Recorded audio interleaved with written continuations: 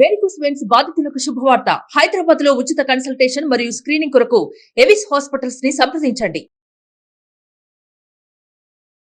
Welcome to Suman TV. నేను మీ Suman TV. Kolkata ఇన్సిడెంట్కి సంబంధించిన కనుక మనం చూస్తే Sandeep Ghosh ex principal of RG Kar hospital, అతనిపై ఈడీ దాడులు జరగడం మనం చూస్తూ ఉన్నాం ప్రస్తుతం అయితే. అంటే ఇప్పుడే అందినటువంటి తాజా వార్త ప్రకారం అయితే. అండ్ దాంతోపాటు కొంతమంది బయటకు వచ్చి మరి వాలంటీర్గా జస్టిస్ జరగాలి అని చెప్పేసి అర్ధరాత్రి కూడా బయటకు వచ్చి బయటాయించి మరి వాళ్ళకు ఉండేటువంటి క్యాండిల్ కానివ్వండి, లేదంటే లైట్స్ కానివ్వండి, దాంతో నిరసనలు జనరల్గా వాళ్ళ పాయింట్లో నుంచి చెప్తూ ఉన్నారు. ఎందుకు అనంటే సుప్రీంకోర్టు ఎప్పుడైతే దీనికి సంబంధించినటువంటి పోస్ట్ పోన్ జరిగిందో సో అప్పటి నుంచి కూడా ఇది ఉద్రిక్తంగా ఎక్కువగా వెళుతోంది, విస్తృతంగా కూడా పాకుతోంది దేశం మొత్తం. అయితే ఈరోజు జరిగినటువంటి అప్డేట్స్ ప్రకారం కనుక మనం చూస్తే ఏ విధంగా ఉండే అవకాశం ఉంది, ఎక్కడి దాకా వెళ్ళే అవకాశం ఉంది అనేది, దీనికి సంబంధించినటువంటి వాటిల్లో న్యాయం ఎప్పుడు వచ్చే అవకాశం ఉంది, సుప్రీంకోర్టు ట్రయల్స్లో ఏం బయటపడే అవకాశం ఉంది అనేటువంటిది ఈరోజు మనతో పాటు హైకోర్టు అడ్వకేట్ రవీంద్రనాథ్ గారు ఉన్నారు. వారి మాటలు తెలుసుకుందాం. Hello sir. హాయ్ అండి నాగరాజ్ గారు. సో ఇప్పుడే అందిన తాజా వార్త దీనికి అంటే మనం ప్రీవియస్ వీడియోలో సందీప్ ఘోష్ గురించి మనం మాట్లాడుకోవడం జరిగింది. He's not a ghost, he's a ghost అన్న ఇదిగా కూడా కింద కామెంట్ బాక్స్లో మన ఆడియన్సే పోస్ట్ చేస్తూ ఉన్నారు. సో ఆయన చేసినటువంటి అన్యాయాలు, అక్రమాలు ఏ విధంగా ఉన్నాయని చెప్పేసి ఈడీ వరకు వెళ్ళటం జరిగిందంటారు. నిన్న సుప్రీంకోర్టు ట్రయల్స్లో కాస్త తన యొక్క ట్రయల్స్ డేట్ని ఎప్పుడైతే పోస్ట్ పోన్ చేశారో దీని మీద వేలాది మంది, లక్షలాది మంది ఆశాజనకంగా చూసిన వాళ్ళు కూడా ఎందుకు సుప్రీంకోర్టు ట్రయల్స్ పోస్ట్ పోన్ చేసింది అన్న విషయం తెలియపోయినప్పుడు కూడా అనేక కారణాలు ఉండొచ్చు దాంట్లో. కానీ ఈరోజు శుక్రవారం, ఈరోజు morning, early morning 4:30 to 5 o'clock Sandeep Ghosh మీద ఈడీ ఎన్ఫోర్స్మెంట్ అండ్ డైరెక్టరేట్ వాళ్ళు ఆయన 3 ప్రదేశాల్లో అక్రమార్జన కేసులు, ఆయన ఎక్కడెక్కడే ఆస్తులు సంపాదించి తన ఆస్తుల్ని ఎక్కడెక్కడైతే దాచిపెట్టిన విషయం మీద ఈడీ మీద ఒక ఎఫ్ఐఆర్ నమోదైంది. దానికి సంబంధించి ఈరోజు మార్నింగ్ ఉదయం 4 గంటల నుంచి 6 గంటల మధ్యలో సుమారుగా 3 చోట్ల ఆయన మీద ఈడీ దాడులు చేశారు. ఆయన మీద హుగ్లీలో ఒక అటాక్ జరిగింది, హౌరాలో జరిగింది, సోనార్పూర్, ఈ ప్రదేశాల్లో ముఖ్యంగా ఈయన ఒక్కరే కాకుండా ఈయనకి సంబంధించిన బంధువులు ఎవరైతే ఉన్నారో బంధువులను కూడా కస్టడీలో తీసుకున్నారు, వాళ్ళని ఇంటరాగేట్ చేశారు, అక్కడ ఆ ప్రదేశాల మీద అటాక్ చేశారు ఈడీ వాళ్ళు. అంటే ఈ సంఘటన ఎప్పుడైతే ఆగస్టు 9 హర్ర జరిగిందో అప్పటి నుంచి ఇప్పటివరకు కేవలం సిబిఐ వాళ్ళు మాత్రం ఇప్పటివరకు ఇంటరాగేషన్ జరిగాయి, కస్టడీలో తీసుకున్నారు. 8 రోజులు పోలీస్ కస్టడీకి కూడా ఆయనకు అనుమతి ఇచ్చారు. కానీ ఈరోజు ఫస్ట్ టైం ఈడీ అనేది ఇన్వాల్వ్మెంట్ జరగడం అనేది ఒక శుభ పరిణామంగా చెప్పుకోవచ్చు. ఎందుకంటే న్యాచురల్గా మనం లీగల్ టెక్నాలజీలో మాట్లాడుకుంటే సిబిఐ కన్నా పవర్ఫుల్ ఇస్ ద ఈడీ. ఇది చాలామంది గుర్తించాలి. సిబిఐ కన్నా more than powerful ED. So ED అనేది ఈ కేసులో ఎప్పుడైతే ఇన్వాల్వ్మెంట్ జరిగిందో చకచకా మార్పులు జరిగే అవకాశం కూడా ఉంది దీనికి సంబంధించి. అయితే ఇంకా ప్రైమ్ ఇష్యూ ఏదైతే ఉందో, ముఖ్యంగా ఆ స్థలంలో జరిగినటువంటి ఆయన ప్రిన్సిపల్గా పనిచేస్తున్న టైంలో ఎవరైతే ఈ దాడి జరిగిందో, ఎక్స్-ట్రైనీ డాక్టర్ మీద జరిగింది ఈ దాడి మీద ఇప్పటివరకు ఆయన మీద ఎఫ్ఐఆర్ నమోదు కాలేదు. దాని మీద చాలామంది ఆక్రోశిస్తున్నారు ఎందుకు జరగట్లేదని. బట్ ఒకటి, జ్యుడిషియల్ వ్యవస్థలో ఒక ప్రొసీడింగ్స్ ఉంటాయి, ప్రొసీడింగ్స్ ఖచ్చితంగా ఫాలో అవుతారు, ఖచ్చితంగా ఇందులో న్యాయం జరిగే అవకాశం ఉంటుందని మీతో పాటు నేను కూడా యాజ్ బీయింగ్ ఎన్ అడ్వకేట్ కన్నా ముందు నేను I'm being an Indian citizen. So ఒక సాధారణ ఒక పౌరుడిగా నేను ఆశిస్తుంది ఏంటంటే ఇందులో విక్టిమ్కి, బాధితురాలకి న్యాయం జరగాలి. ఇమ్మీడియట్గా ఎవరైతే నిందితుడు ఉన్నాడో అతనికి కూడా కఠిన కారాగార శిక్ష విధించాలని నేను కూడా కోరుకుంటున్నాను. అయితే ఈరోజు ఈడీ చేసిన దాడిలో కొన్ని కీలక పత్రాలు కూడా లభ్యమయ్యాయి. కొన్ని కీలక చాలా పవర్ఫుల్ ఆ డాక్యుమెంట్స్ అన్నీ కూడా సెర్చ్ చేశారు. ఆయనకు సంబంధించిన గోల్డ్ ఐటమ్స్ అయితేనేమి, ప్రాపర్టీ అసెట్స్ అయితేనేమి, ఎక్కడెక్కడైతే ఈయన స్టాక్ ఎక్స్చేంజ్లు, అక్కడెక్కడైతే ఈయన షేర్స్ అన్ని ఎక్కడైతే ఇన్వెస్ట్ చేశాడో వాటన్నిటిని కూడా ఈరోజు పూర్తిగా కబ్జాలో తీసుకున్నట్టుగా మనకు అందినట్టు కొన్ని విశ్వసనీయ వర్గాల ద్వారా మనకు అందిన సమాచారం ఈ మేరకు ఉంది. నాగరాజ్ గారు, ఓకే, ఇదిలా జరుగుతుండగా ఒక ఇంట్రెస్టింగ్ ఈవెంట్ ఒకటి జరిగిందండి ఇదే కలకట్టాలో.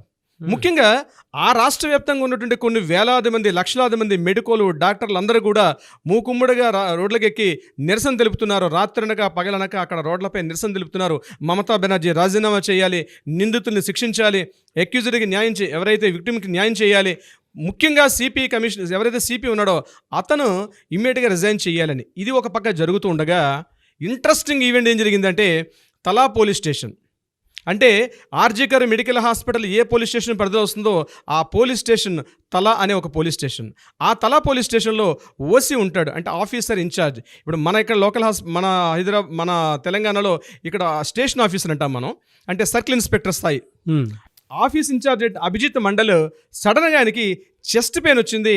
ఒక్కసారి బీపీ, బ్లడ్ ప్రెషర్ పెరిగింది. అసలు అనుకోకుండా ఆయన ఫెయింట్ అయిపోయి హాస్పిటల్లోనే పడిపోయాడు.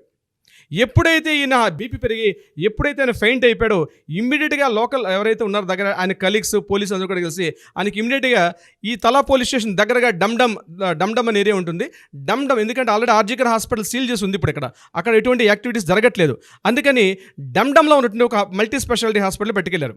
హాస్పిటల్ పట్టుకెళ్ళి ఆయన అడ్మిట్ చేసుకోమంటే ఇమ్మీడియట్గా అక్కడ డమ్డమ్లో ఉన్న ఒక హాస్పిటల్ వాళ్ళు నిర్ద్వందంగా తిరస్కరించారు. అతన్ని అడ్మిట్ చేసుకోవాలా, అవి ఏం అవసరం లేదండి, జస్ట్ మెడిసిన్స్ రాసి సరిపోతుంది, ఏం పెద్ద సీరియస్ కాదని చెప్పారు. అప్పటికైనా పోలీస్ స్టేషన్ నుంచి హాస్పిటల్కి వెళ్ళే క్రమంలో ఒక 2 సార్లు ఫెయింట్ అయ్యాడు. ఆయనకి మళ్ళీ నీళ్ళు కొడితే మళ్ళీ లేచాడు.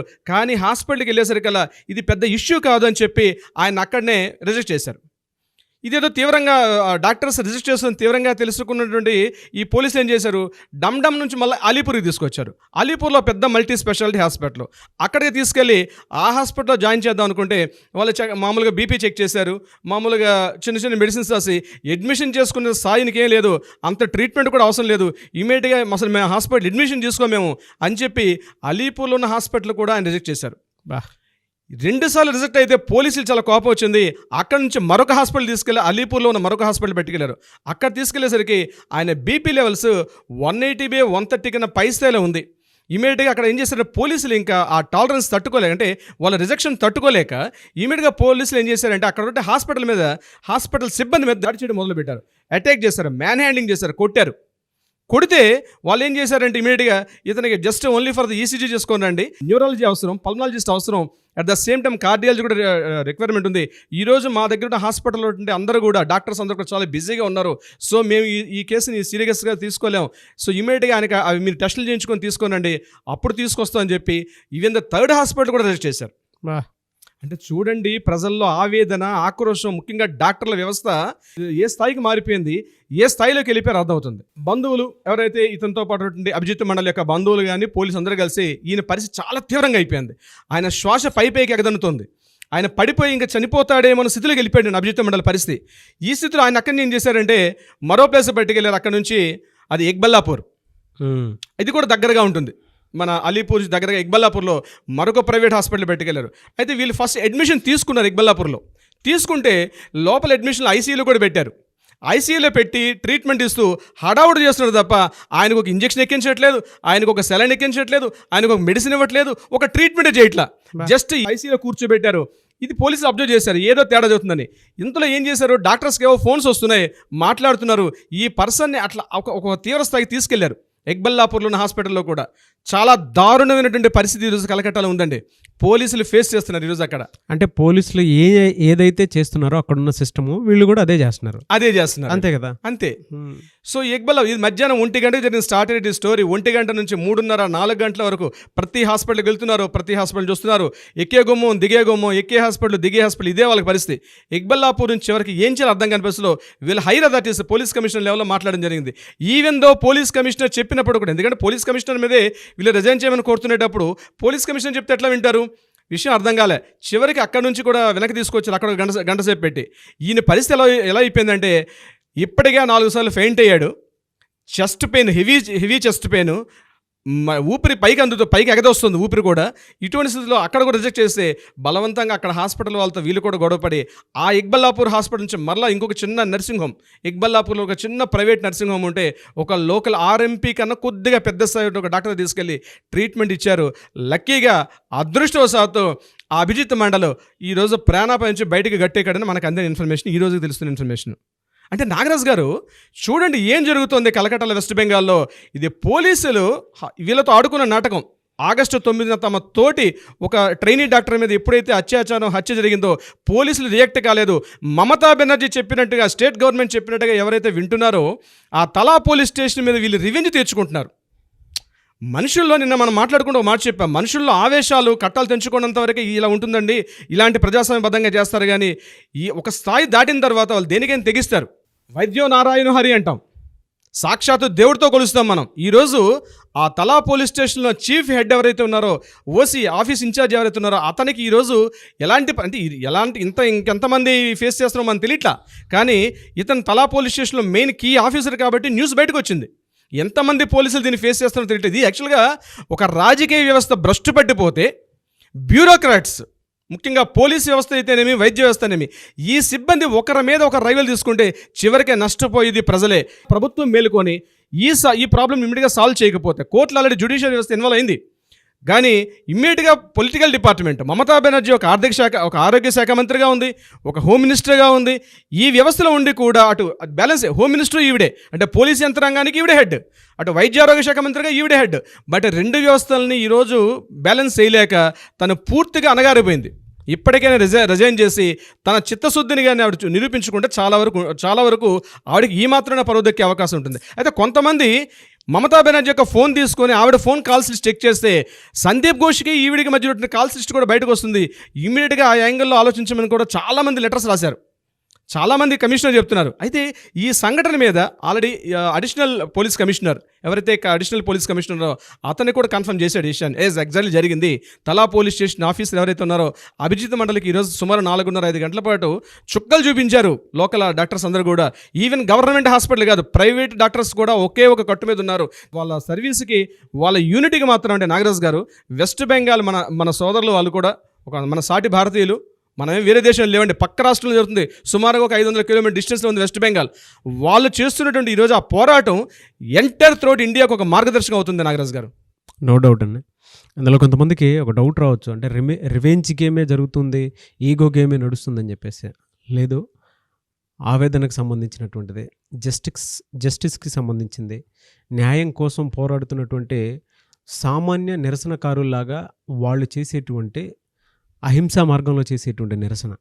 అంటే జనరల్గా ఇందులో చాలామందికి ఈగో గేము, రైవల్రీను, లేదంటే రివెంజ్ మోడో ఏదో. గాంధీ గారు సహాయ నిరాకరణ అప్పుడు ఎప్పుడో చేశారు, ఈరోజు సహాయ నిరాకరణ జరుగుతుంది అదే బెంగాల్లో.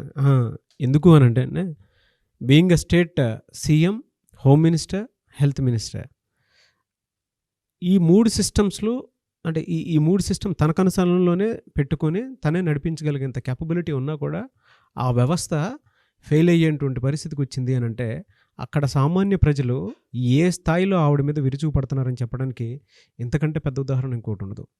నిజంగా సార్, అంటే కొన్నిసార్లు ఏమవుతుందనంటే, మీరు చెప్పిన దాంట్లో సామాన్యుడి ఆవేదన కూడా ఆ విధంగానే ఉంటుంది. న్యాయం కోసం పోరాడేటప్పుడు ఒకసారి పోలీస్ స్టేషన్కి వెళ్ళమంటారు, లేదంటే ఒకసారి కోర్టుకి వెళ్ళమంటారు, లేదంటే ఇంకొకసారి పలానా వాళ్ళని కలవండి అది ఇది అని చెప్పేసి అడిదిప్తారు, కానీ న్యాయం మాత్రం చేయరు. ప్రతి సామాన్యుడు ఆవేదన సార్ ఇది. ఒక్కసారి మనస్ఫూర్తిగా అరే నాకు కూడా ఇలానే జరుగుతూ ఉంటుంది అని ఆలోచించుకుంటుంటే లోపల గుండెలు ఏడుస్తాయి. ఎందుకంటే ఇలా ఫేస్ చేసినటువంటి చాలామంది ఉన్నారు, ఇలా ఫేస్ చేసేటువంటి మనుషులు చాలామంది ఉన్నారు.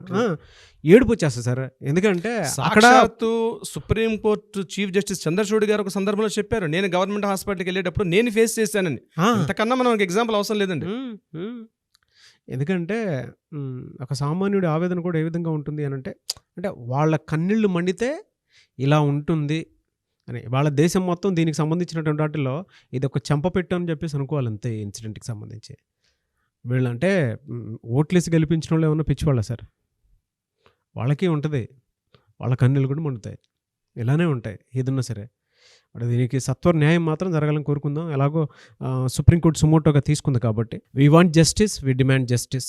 Anyways thank you so much for the update. Thank you so much Nagaraj గారు.